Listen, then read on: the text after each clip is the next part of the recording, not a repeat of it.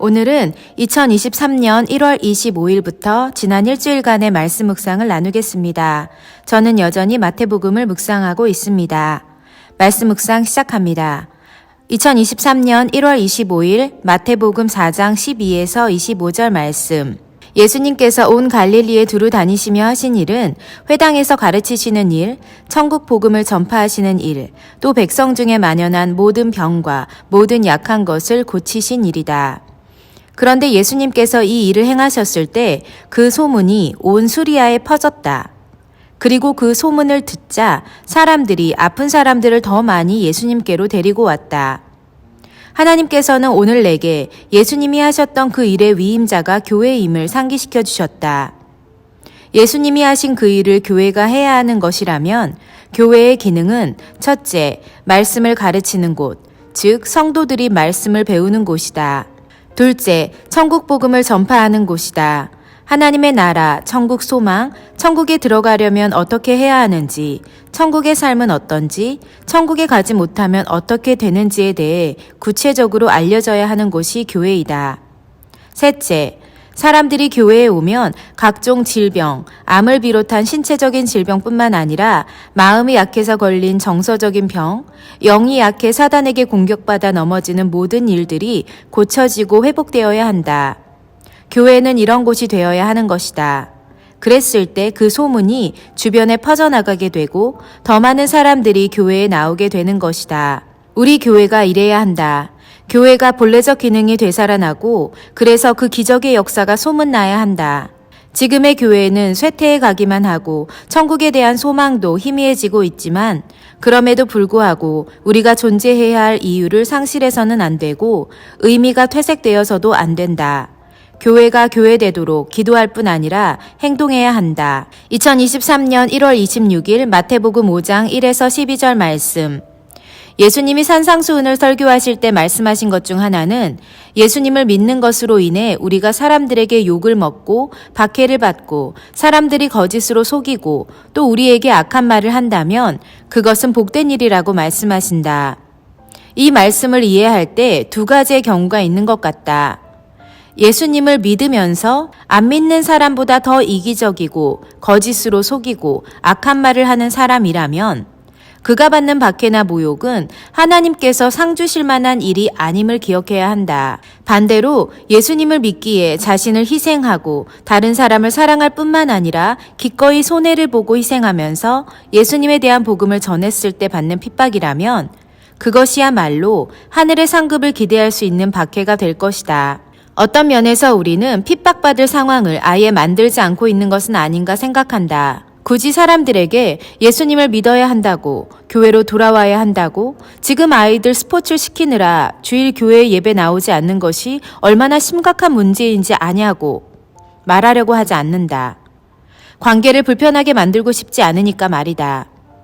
핍박이나 환난이나 고통은 채찍에 맞거나 처형을 당하는 것과 같은 순교가 아니라 불편함과 어색함과 소외감일 수도 있다는 생각이 들었다.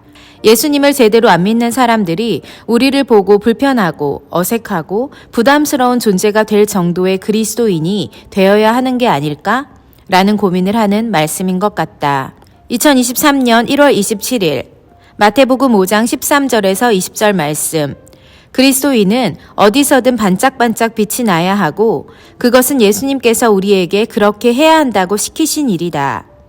너희 빛이 사람 앞에 비치게 하며 그들로 너희 착한 행실을 보고 하늘에 계신 너희 아버지께 영광을 돌리게 하라고 성경에 써 있기 때문이다. 빛이 나는 사람, 빛이 나는 그리스도인이란 어떤 의미일까? 나는 이 말이 하나님과 친밀함의 정도라고 생각한다.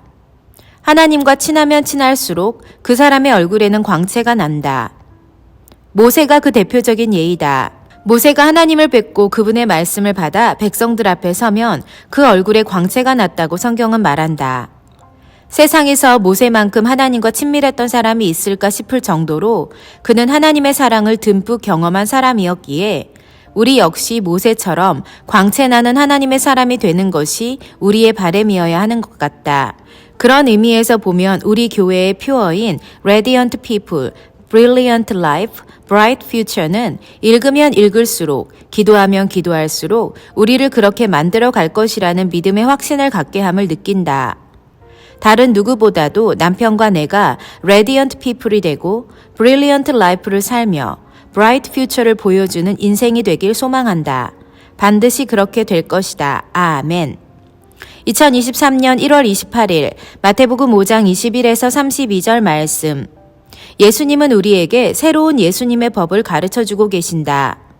일반적으로 만들어진 사회적 법령, 또 하나님에 의해 제정된 율법의 강령을 우리가 알고 있음을 전제하고서 예수님은 내가 너희에게 이르노니 라고 시작하시며 새로운 법을 말씀해주고 계신다.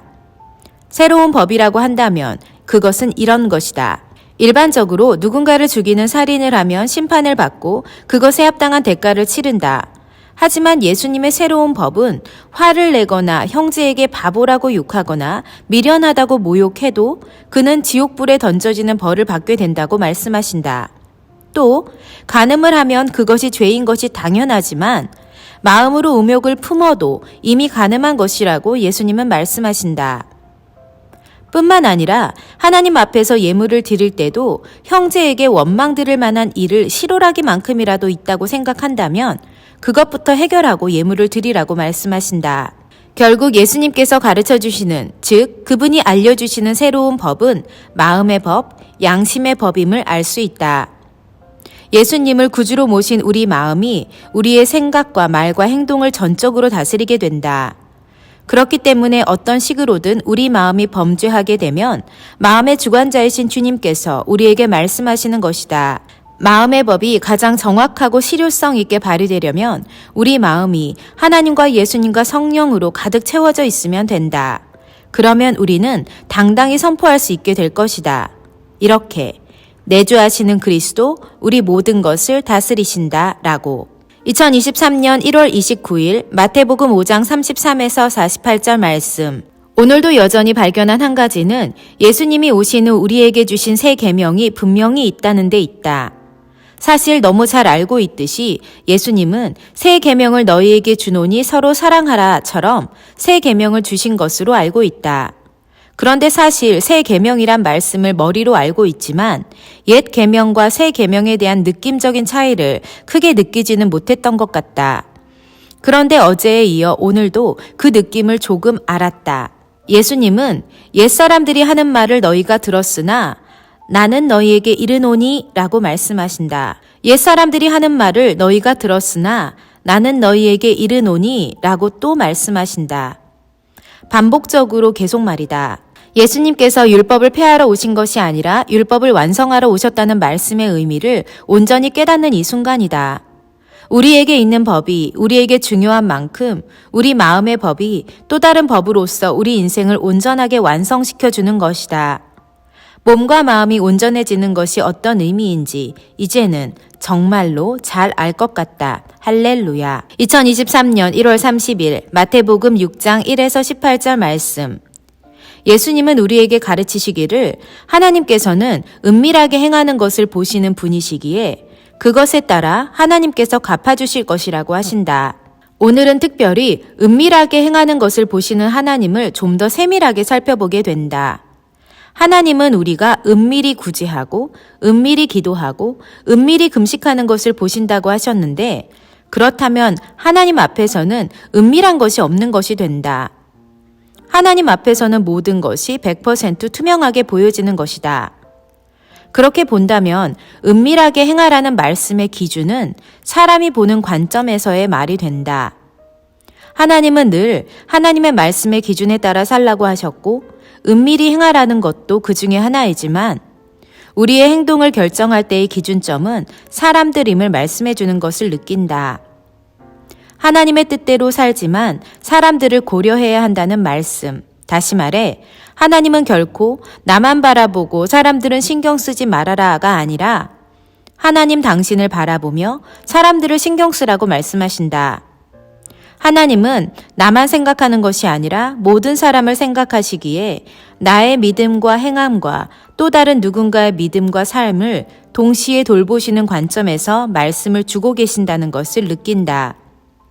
말씀이 조금 어려운 것처럼 느껴지지만 하나님의 명령과 말씀은 항상 나와 다른 사람들, 그분의 온 백성을 동시에 케어하시는 것임을 깨닫는다. 2023년 1월 31일 마태복음 6장 19에서 34절 말씀. 마태복음 5, 6, 7장은 예수님께서 제자들에게 하신 말씀이 통으로 적혀 있다. 한 절 한 절의 말씀에 다 의미가 숨겨져 있으니 모든 것이 다 주님의 음성으로 들린다. 그럼에도 불구하고 그 가운데서도 특별히 내 보물이 있는 그곳에는 내 마음도 있느니라는 말씀이 마음에 깊이 다가온다. 마치 예전 궁예라는 사극에서 그가 관심법으로 사람의 마음을 들여다본다고 말한 것처럼 주님은 우리의 내면을 깊이 살피고 계신다는 것을 다시 느낀다. 보물이 있는 곳에 우리 마음이 가는 것은 부인할 수 없는 사실이다. 그 보물을 혹시 잃어버릴까? 누가 가져갈까? 노심초사 신경을 곤두세우게 되는 것이다.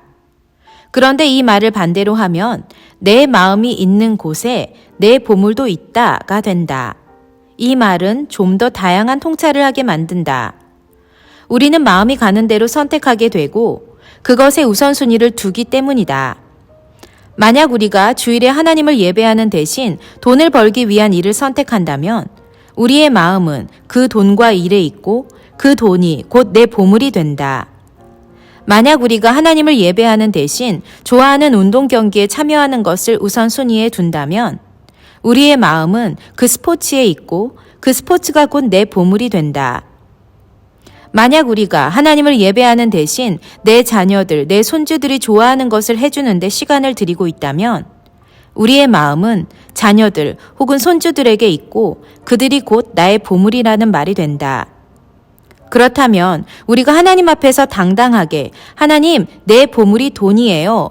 내 보물은 골프예요. 하키예요. 농구예요. 혹은 제 보물은 제 자식과 손주들이에요. 라고 말했을 때 하나님은 뭐라고 말씀하실까? 만약 하나님의 반응이 칭찬일 것이라고 생각하는 대답을 할 수 있는 우리라면 그 마음을, 그 보물을 계속 그곳에 두면 될 것이다. 하지만 만약 우리의 대답이 하나님께서 흡족해 하실 만한 대답이 아니라고 한다면 우리는 우리의 선택과 마음의 우선순위와 보물이 무엇인지를 재설정해야만 할 것 같다. 우리 마음이 있는 곳에 우리 보물이 있고 우리 보물이 있는 곳에 우리 마음도 있다면, 즉 앞으로 읽으나 뒤로 읽으나 대답이 똑같은 곳, 또 그 대답이 부끄럽지 않은 곳, 나는 그곳을 선택하고 그곳에 집중하고 싶다. 그곳은 바로 천국이다. 내 보물이 있는 천국에 내 마음도 있고 내 마음이 있는 그 천국에 내 보물도 있다. 난 이런 삶을 살고 싶은 것이다.